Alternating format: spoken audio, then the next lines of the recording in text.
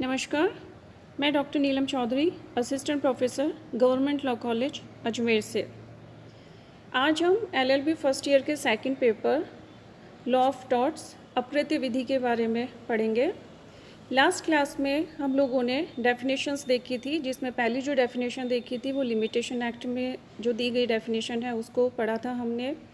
उसके बाद हमने सामंत की जो परिभाषा है उसके बारे में जानकारी प्राप्त करी। आज हम विनफील्ड की परिभाषा से स्टार्ट करेंगे। विनफील्ड ने टॉर्ट को परिभाषित इस प्रकार से किया है: tortious liability arises from the breach of a duty primarily fixed by the law. This duty is towards persons generally and it's breach is redressable by an action for unliquidated damages. Winfield कहते हैं कि अपकृत्य के अंतर्गत दायित्व मूलतः विधि द्वारा निर्धारित कर्तव्य के भंग से उत्पन्न होता है। यह कर्तव्य साधारणतः जन सामान्य के प्रति होता है और इसका उल्लंघन होने पर अनिर्धारित क्षतिपूर्ति के लिए वाद दायर किया जा सकता है या उल्लंघन के निवारण हेतु अनिर्धारित नुकसानी के लिए वाद संस्थित किया जा सकता है। विनफील्ड ने अपनी परिभाषा को सामंत से थोड़ा भिन्न शब्दों में व्यक्त किया है, किंतु उनकी परिभाषा का भी सार वही है जो सामंत की परिभाषा का है। जब हम विनफील्ड की परिभाषा को देखते हैं तो उसमें कुछ एलिमेंट्स निकल के आते हैं जो इस प्रकार हैं। पहला है, there should be breach of a duty. अपकृत्य के दायित्व तब उत्पन्न होता है जब किसी कर्तव्य का भंग होता है, या हम बोल सकते हैं कि जो अपकृत्यात्मक दायित्व है वो कर्तव्य भंग से उत्पन्न होता है। दूसरा, this duty should be primarily fixed by law. हम जिस कर्तव्य की बात कर रहे हैं वह कर्तव्य विधि द्वारा निर्धारित होना चाहिए। ठीक है, विधि द्वारा यानी कि राज्य ने उस कर्तव्य को या उस विधि को, ठीक है, रिकॉग्नाइज किया है, मान्य माना है, और अगर उसका उल्लंघन किया है, ठीक है, तो उसके लिए किसी प्रकार के रेमेडी का प्रावधान किया हो। और यह जो विधिक कर्तव्य है वह नैतिक कर्तव्य से पूर्णतया भिन्न होता है।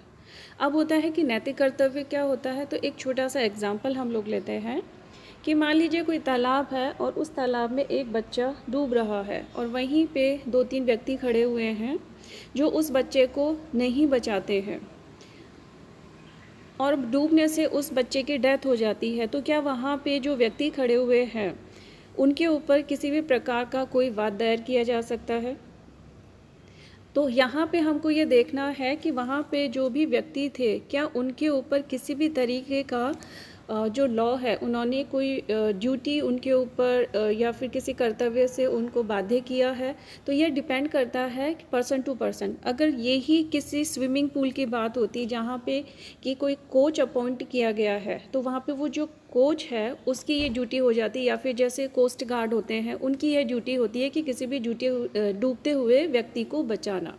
ठीक है, लेकिन ये जनसाधारण के लिए नहीं बोला जा सकता। तो यहाँ पे बात आती है नैतिक कर्तव्य की। तो ये माना जाता है कि अगर कोई डूब रहा है और अगर कोई दूसरा व्यक्ति है जिसे तैरना आता है तो उसकी ये नैतिक कर्तव्य है कि वह उस डूबते हुए व्यक्ति को बचाए। अगर वो नहीं बचाता है तो किसी भी नैतिक कर्तव्य के उल्लंघन के लिए विधि द्वारा उससे किसी भी प्रकार का दंड नहीं दिया जा सकता है। ठीक है, तो ये जो हम जिस ड्यूटी की बात कर रहे हैं कि जिस ब्रीच ऑफ ड्यूटी की बात कर रहे हैं वो जो मॉरल ड्यूटी है उससे एकदम भिन्न होता है। नेक्स्ट इसमें आता है कि this duty should be towards persons generally.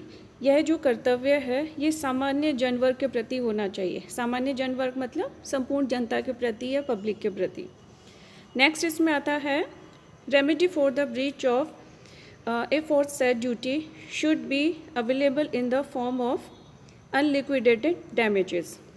जिस उपचार की हम लोग बात कर रहे हैं वह अनिर्धारित नुकसानी के रूप में प्राप्त किया जा सकता है। तो विनफील्ड की जब हम लोग विनफील्ड की परिभाषा को देखते हैं तो जब इसके एलिमेंट्स के बारे में हम लोग देखते हैं तो 3 मेन पॉइंट हैं जो निकल के आते हैं। ठीक है, ड्यूटी, ब्रीच और remedy.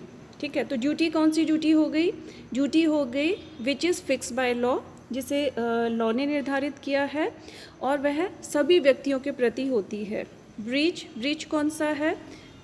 Breach means non observance of the duty as aforesaid, liability will arise only when there is breach of duty। ठीक है, तो ये तभी कौन सा ब्रीच है? जो लॉ ने जो ड्यूटी डिसाइड की है, अगर उस ड्यूटी का कोई ब्रीच होता है तो ही वह माना जाएगा।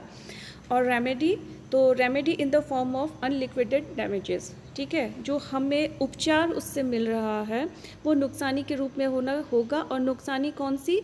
अनिर्धारित नुकसानी।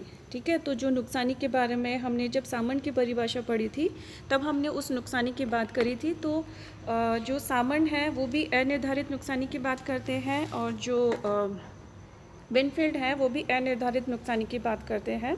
तो इस प्रकार हम लोग देखते हैं कि जो अपकृत्यात्मक दायित्व कर्तव्य भंग से उत्पन्न होता है, जिससे स्पष्ट है कि अपकृत्य एक अपकार है, क्योंकि इसमें कर्तव्य भंग से अनिर्धारित नुकसानी का उपचार प्राप्त किया जा सकता है। अतः यह एक सिविल अपकार है, क्योंकि नुकसानी का उपचार केवल सिविल अपकार में ही, सिविल रॉन्ग में ही प्राप्त किया जा सकता है। अगर ये कोई आपराधिक अपकार होता तो उसके लिए दंड का प्रावधान होता है, नुकसानी का नहीं। इसी परिभाषा में हम जब आगे देखते हैं तो अपकृत्य में मूलतः विधि द्वारा नियत कर्तव्य के भंगीकरण की बात की जाती है और उस भंगीकरण से दायित्व उत्पन्न होता है। तो इससे यह स्पष्ट है कि यह संविदा भंग और न्यास भंग से जो भिन्न प्रकार का अपकार है, क्योंकि जो संविदा भंग और न्यास भंग में जो कर्तव्य का भंग होता है वो विधि द्वारा निर्धारित नहीं होता है, वह पक्षकारों द्वारा निर्धारित किया जाता है। उसमें जो संविदा या न्यास, जो कॉन्ट्रैक्ट या ट्रस्ट की जो पार्टीज़ होती हैं वो उस कर्तव्य भंग का निर्धारण करती हैं और उनके द्वारा डिसाइड किया जाता है। और ये जो कर्तव्य भंग के जो अपकृत्यात्मक दायित्व उत्पन्न होता है वह सामान्यतः जन वर्ग के प्रति होता है, जबकि जो संविदा भंग में पक्षकारों का कर्तव्य केवल एक दूसरे के प्रति होता है। ठीक है, और अपकृत्य विधि द्वारा नियत जो कर्तव्य है किसी विशेष व्यक्ति के प्रति नहीं होकर पूरे विश्व के प्रति होता है। ठीक है, इस तरीके से हम लोगों ने देखा कि जो विनफील्ड ने जो अपनी परिभाषा दी है वो बहुत कुछ सामन से परिभाषा से मिलती जुलती है। दोनों की परिभाषाओं का सार वही है। इन लोगों के अतिरिक्त भी कुछ विद्वान हैं, विधिवेत्ता हुए हैं जिन्होंने कि अपकृत्य को परिभाषित करने का प्रयास किया है। सबसे पहले बात करते हैं हम लोग फ्रेजर की। फ्रेजर कहते हैं कि it is an infringement of a right in rem of a private individual giving a right of compensation at the suit of the injured party. Fraser ने निजी व्यक्ति के किसी सार्वभौम अधिकार के उल्लंघन को अपकृत्य निरूपित करते हुए इसे पीड़ित पक्षकार द्वारा अपने अधिकार के उल्लंघन के उपचार स्वरूप वाद करने के लिए उचित कारण माना है। तो फ्रेजर भी यही बात करते हैं कि ये ऐसे अधिकार का उल्लंघन है जो पूरे विश्व के विरुद्ध किसी व्यक्ति को प्राप्त है। ठीक है, और ये भी कंपनसेशन की बात करते हैं। नेक्स्ट इसमें आता है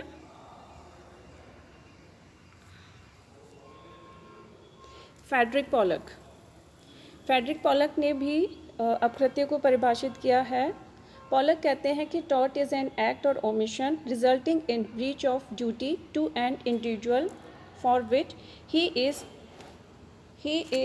एंटाइटल्ड टू एन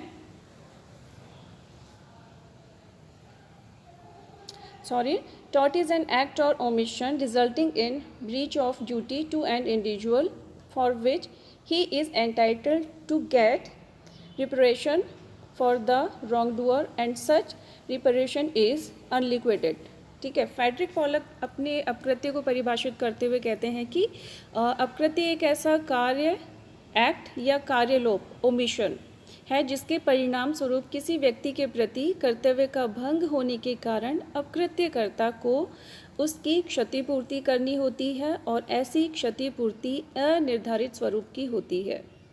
तो जो फ्रेडरिक पॉलक है उन्होंने एक्ट और ओमिशन दोनों तरीके से बात की है कि पॉलक बोलते हैं कि आपको कुछ, आपका दायित्व था कुछ कार्य करने का, अगर आपने वह कार्य नहीं किया है, ठीक है, तो भी आप अपकृत्य करते हैं, आप अपना कर्तव्य भंग करते हैं, ठीक है।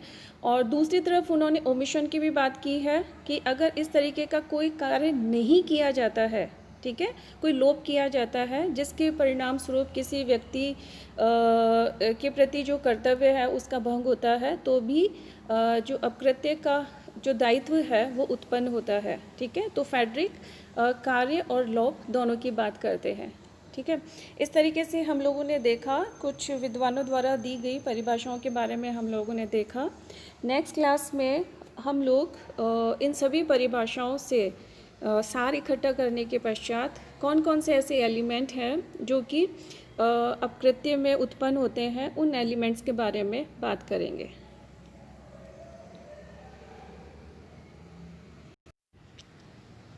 Thank you.